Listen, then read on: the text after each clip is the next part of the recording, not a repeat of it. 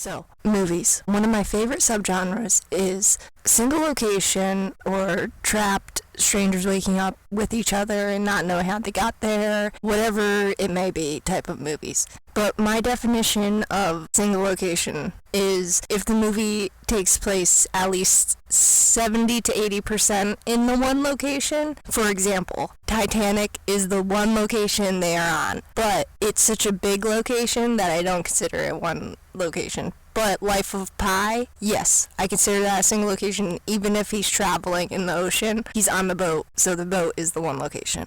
So I have 7 single location movies that I would like to talk about. So once we start going through them, I hope it will give you a better idea of what my definition of them are, even though these movies could go into anyone's definition. So onto the meat of the video. These are in no particular order, just alphabetical, starting with number 1. From 2009, 9 Dead, directed by Chris Shadley. The summary is, with hoods over their heads, 9 handcuffed strangers are about to learn their kidnapper's game. They must work together to answer one question: why have they been targeted? One of them will die every 10 minutes unless they can figure out each other's secrets and solve this dangerous twisted puzzle that can leave 9 dead. So I'm really bad at names, and I honestly just don't feel like naming every actor in the movie, so I'm just gonna name the ones that I recognize, and there was only one, which is Melissa Joan Hart. She's Sabrina the Teenage Witch and all those Lifetime Christmas movies. Yeah, she does a really good job in the movie. So she plays Kelly, the assistant attorney for the LA County. I'll go on to tell you about the other characters. Jackson, a police officer. Eddie, a health insurance executive. Sully, a strip club owner and loan shark. Other Francis Coogan, a P-word and R-word. Leon, a illegal gun seller. Christian, a petty criminal. Miss Chan, a Chinese store owner. And the shooter is just, he wears the mask most of the movie. So, yeah. But the movie opens with the shooter kidnapping all the victims in the same night. Then we see them all tied to poles with the hoods over their heads, as the summary says. Then he comes in and takes the bags and tapes off their mouths and explains the reason they're there and the rules of his game, quote unquote. They have to talk about like why they're there, but they run down theories like it's the cops or whatever, and then they end up saying, oh, well, I think he's probably full of shit, so let's just let the time run out. I bet he just takes one of us out there and just pretends to shoot us. But then when time does run out and the killer comes back in, he does what killers do and kills him right in front of everybody else. So it's for real. So then you got them trying to figure out what's happening. I'm trying to be as spoiler-free as possible.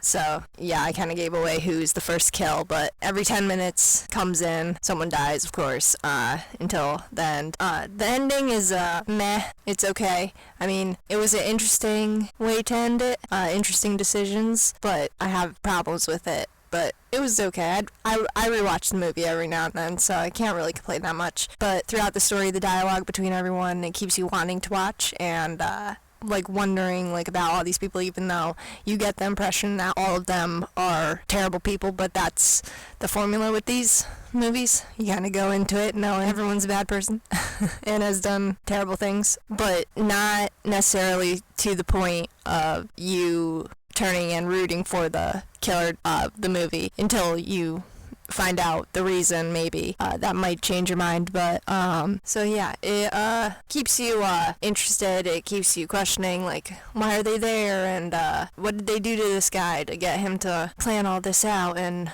whatnot. Oh, but before you watch this movie, I'm putting in a trigger warning for sexual violence scene. It's not graphic, but it's in there. I'm putting the time on the screen right now, and there's a P-word talk. It's not explicit, it's just basically saying that that's what he is, not like telling about what he did. But yeah, I'd recommend this movie. On to movie number 2 from 2012, ATM, directed by David Brooks. The summary is, after leaving their company Christmas party, David and Emily's impromptu first date takes an unexpected turn when their coworker Corey asks them to make a late-night stop at an ATM. What should be a routine interaction turns into a desperate struggle for survival when an unknown man appears outside. With the wintry temperatures dipping below freezing and the morning sunrise still hours away, they have no choice but to play the man's deadly game of cat and mouse. This movie stars Josh Peck as Corey, and the two others I didn't recognize from anything, but yeah, they are really good in this movie. I think the acting is really good. Keeps you engaged with just the three of them, and the killer doesn't really talk, so yeah. But this movie, it's good to watch if you like problem solving with no needless backstory. You don't really get to know anything about, well, the first 20 minutes of the movie is kind of but then once the action starts going, there's no like needless backstory, and the killer stays unknown the whole way. It's not a spoiler, but yeah, we never find out who he is or what exactly his motive is, and some people don't like that, but I think with how they opened the movie, it made it good, because, well, there's opening for a sequel of just like another one where he just goes into another ATM or whatever and kills people, but yeah, so I really like that, and as I said, the main three do a really good job. They kept my attention at least, and the killer having no lines, but he is just stalking around, but he keeps you interested. Like, why isn't he going to the door? Because he like stays at a perimeter. Like, he never just busts into the ATM, and it's like, why doesn't he just bust into the ATM? It makes you question, what if that happened to you? It's like a mind game. Like, if you went to an ATM and someone was just standing the way that he was to them, that's weird, right? But like in real life, well, that's kind of normal. But then once he does what he does to that guy, it's not a spoiler, not really, it happens really quick. Yeah, it's like, oh, now we're in the real game. And the ending could have gone many different ways. It was interesting the way it did go, but it's like, oh, that sucks a little bit. But I've rewatched the movie knowing the ending, and it didn't take anything away from what happens, because it's very much just action, like you watching it for the action. So yeah, that's basically all I have to say about that movie. Okay, the third movie is from 2010 called Buried. It's directed by Rodrigo Cortez. There's only Ryan Reynolds as Paul, a U.S. truck driver working in Iraq, and after an attack by a group of Iraqis, he wakes up to find he is buried alive inside a coffin with only a lighter and a cell phone. It's a race against time to escape this claustrophobic death trap. And yeah, the whole movie is just him in the coffin. So if you're claustrophobic, don't watch this movie. But I really like this movie. It might sound really like boring, but Ryan Reynolds, like, he does a really good job. It's actually kind of surprising to me a little bit, because this was before Deadpool. So yeah, he like really broke out, keeping the attention and his acting. Like, you're really like feeling the feelings that he's feeling. I've said this before too, that this would be a cool movie for me at least to see in theaters, like on a big screen, just to see what it would look like, because it's like literally just filming him in the box.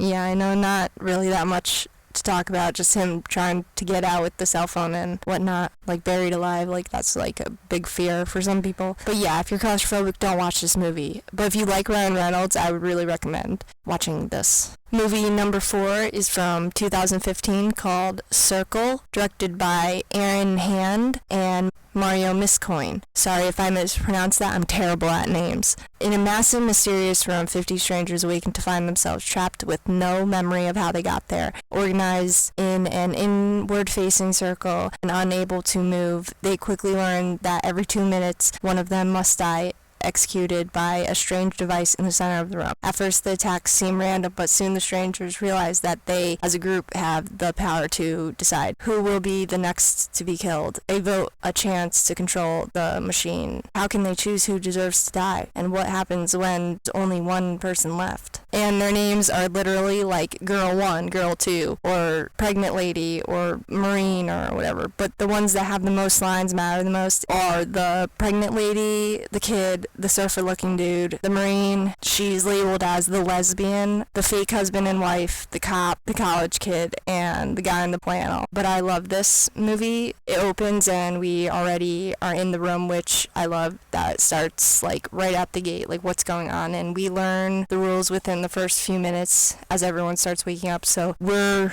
along for this ride. It's like we're waking up in the circle with them, and then it's a story like just about like what would you do. Like it really gets you thinking about your like mortality and morals and everything like that. And the pace is very good with, like I said, the dying every 2 minutes, and the dialogue and the cast and the characters. They keep you really engaged, and it doesn't go too political. It's like they're either on this side or on this side. It's very much one or the other, or they just don't mention it, and it's like, oh, then whatever. But you don't get the sense that any of them are bad people just because like their circumstance, like yeah, they all have killed people because they're in that situation, but at the same time you can see that they're all not bad people, but their judgments, like they have reasoning behind what their decisions are. So yeah, but I really like this movie. If you haven't seen it, go give it a watch. It's not really scary or anything, and the deaths, it's like zapping. It's not like gory or anything like that,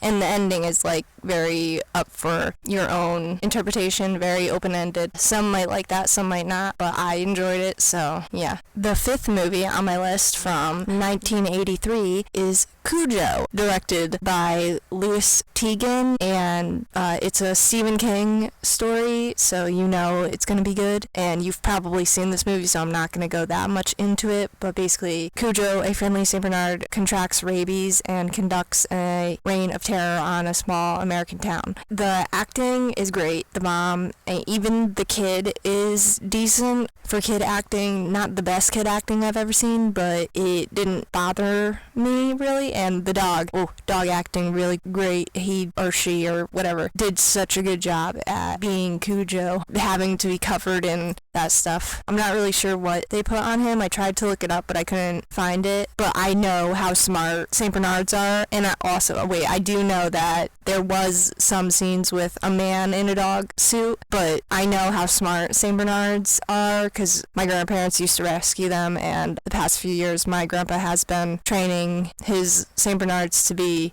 therapy dogs, so I know how smart they are, and he was just on screen, just such a good boy. But yeah, if you've never seen Cujo, I'd give it a watch, and yeah, the dog dies at the end, but I think at that point you're more focused on the mom and son dynamic happening, like things that's happening with them, not to spoil anything, but by the time she defeats Cujo, we're more rooting for her to make it out of there, so yeah. And the sixth film is from 2009, Exam, directed by Stuart Hazeldine. Sorry if I mispronounced that. The character names, like the circle, are not names, so yeah, you got dark, blonde, deaf, brunette, brown, white, and black, so don't really get any character names, but this movie is a really good one for like single location and keeping you engaged and wondering and like trying to figure out the puzzle with the characters. And the ending is probably the best ending on this list, in my opinion, so I'm not gonna go into it at all, but I remember the first time I ever watched this movie, which is hard for me to recall with a lot of movies, but I can